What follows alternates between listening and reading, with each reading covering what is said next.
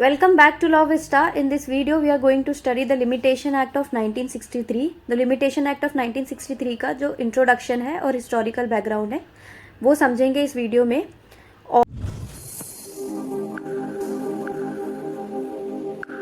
और इसके बाद में हम सेक्शन 1 to 32 जितने सेक्शंस हैं लिमिटेशन एक्ट के वो सारे ही 1 by 1 कवर करने वाले हैं। इसके पहले हमने स्पेसिफिक रिलीफ एक्ट किया था। स्पेसिफिक रिलीफ के भी हमने सारे सेक्शंस कवर किए हैं। अगर आपने वो नहीं देखा है तो आप वो सीरीज़ भी देख सकते हैं। और अगर अभी तक आपने चैनल को सब्सक्राइब नहीं किया तो do subscribe to this channel, जहाँ पे हम सारे सेक्शंस कवर करते हैं बहुत एंगेजिंग एग्जाम्पल्स के साथ में जो आपको हमेशा याद रहेंगे। तो स्टार्ट करते हैं limitation act 1963।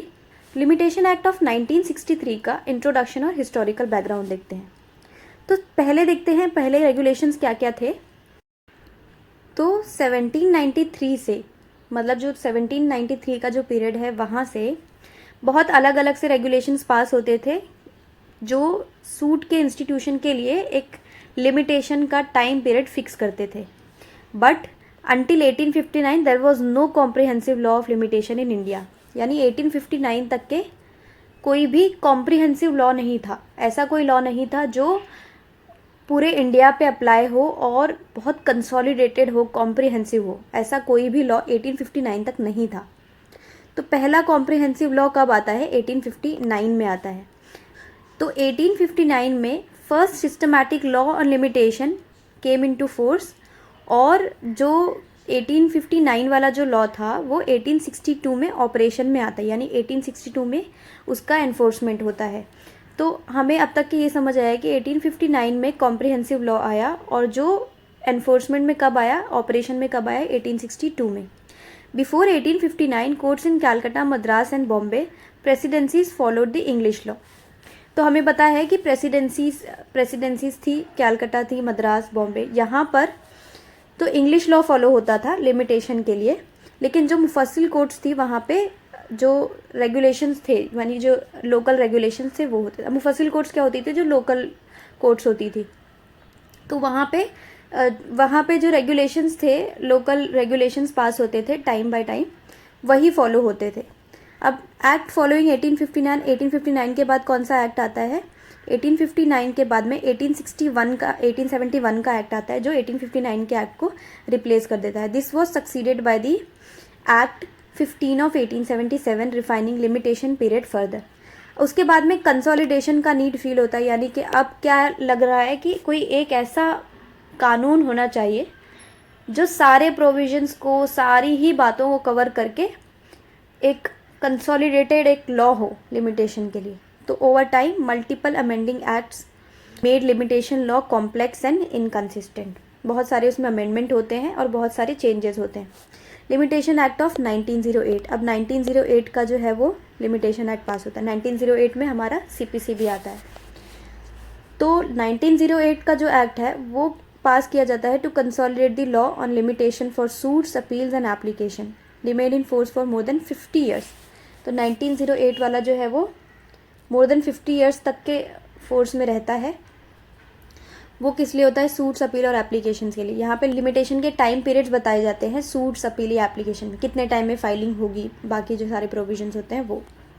Law commission rules and 1963 का एक्ट। तो हमने जो 1963 का एक्ट अभी हम स्टार्ट करने वाले हैं वो एक्ट और लॉ कमीशन का क्या रोल है। The law commission in its third report on 27 July 1956 recommended reforms. तो लॉ कमीशन ने रिफॉर्म्स के लिए रिकमेंडेशन की। A limitation bill was introduced in the Lok Sabha on 23rd of December 1960। अब आपको लग रहा होगा कि हमें सारे सेक्शंस पूछे जाते हैं लिमिटेशन एक्ट के या बाकी जो भी हमारे एक्ट्स होते हैं, प्री में या मेंस में हमें आंसर राइटिंग करनी होती है। लेकिन हम जब कभी भी कोई भी एक एक्ट पढ़ रहे होते हैं तो उसका एक छोटा सा बैकग्राउंड हमें हमेशा पता होना चाहिए कि इसकी हिस्ट्री क्या है, कैसे ये एक्ट इन्फोर्समेंट में आया। इसके पहले एक जनरल हमारे पास में एक हमें सोच आती होगी ना कि ये जो एक्ट है इसके पहले क्या होता होगा। अभी तो हमारे पास में लिमिटेशन एक्ट है, हमें पता है कि सूट्स कितने दिन में फाइलिंग करनी है, सूट्स की अपील की फाइलिंग कितने दिनों में करनी है। बट इसके पहले क्या होता होगा, कैसे सारा सिस्टम चलता होगा, कैसे सूट्स, अपील्स, एप्लीकेशंस किए जाते होंगे। तो उसके लिए एक छोटा सा बैकग्राउंड और उसकी नॉलेज होना बहुत ज़रूरी है। तो ये छोटा सा ही वीडियो है, अगर आप इसे देखेंगे और एटलीस्ट थोड़ा सा दिमाग में होगा कि हाँ ये हिस्ट्री है, तो वो कहीं ना कहीं बहुत हेल्पफुल होगा।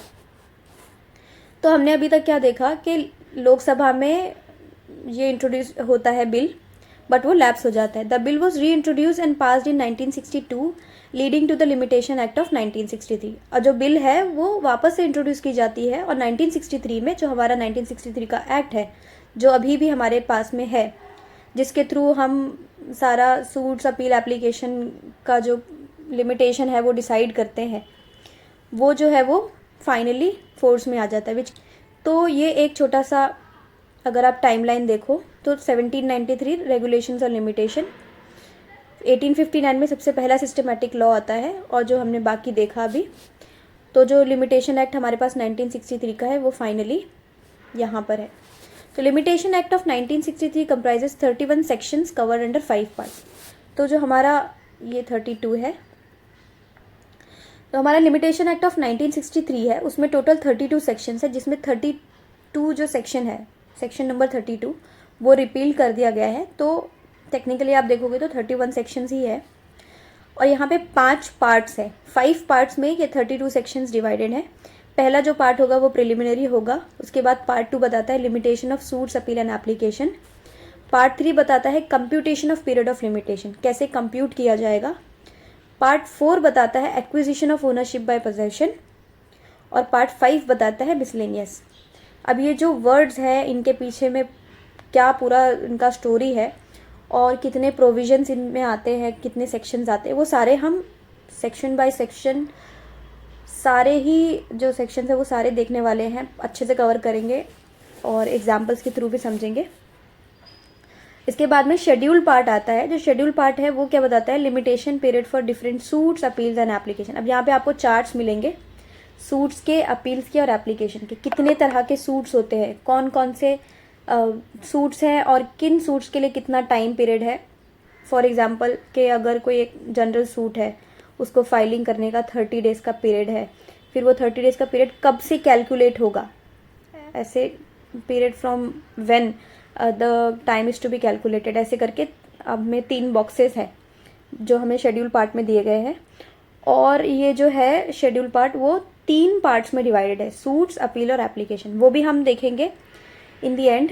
जो हमारा शेड्यूल पार्ट है वो सारा हम समझने वाले हैं। तो यहाँ पे हमारा जो लिमिटेशन एक्ट ऑफ 1963 का हिस्ट्री है और एक छोटा सा जो बैकग्राउंड है वो कंप्लीट हो जाता है। ये वीडियोस हेल्पफुल लगते हैं तो आप मेरे चैनल को सब्सक्राइब कर सकते हैं, वीडियो को लाइक कर सकते हैं और